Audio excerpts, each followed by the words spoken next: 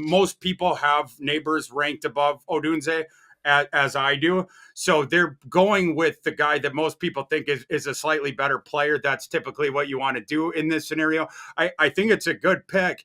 The interesting thing here is that QB4 now, it becomes a very interesting deal. How far, could that guy fall, JJ?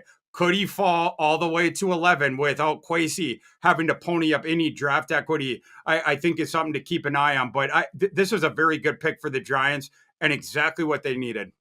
All right, fantasy breakdown. Andrew Erickson, let's talk about it here. Malik Nabers is now a New York Giant. They got their alpha dog, big-time wide receiver. But what does it look like in year one with Daniel Jones? Where would this ranking be for you of Malik Nabers? I mean, I think I'll still be in like the top 24 conversation. I mean, when I put up polls on X about, looking at some of these landing spots because it seemed like everyone was convinced there was a top tier receiver. So I was like, all right, well, let's look at it from another perspective. Like, let's rank the landing spots. And everybody ranked the Giants last, basically. Every time I asked, like, Chargers, Cardinals, Patriots, everyone's like, don't want the Giants. But for me, like, we're looking at a guy who's going to get a ton of volume.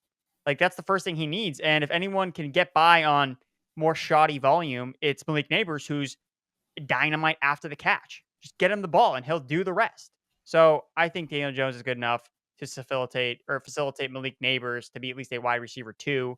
You're baking in his explosiveness. If you think he's this good, then it shouldn't matter what the quarterback plays because he's going to get so much opportunity in this barren offense where the offense can be featured around him. We were hyped up last year, at least Debro and I, about Darren Waller being the feature piece of this offense. He's going to retire.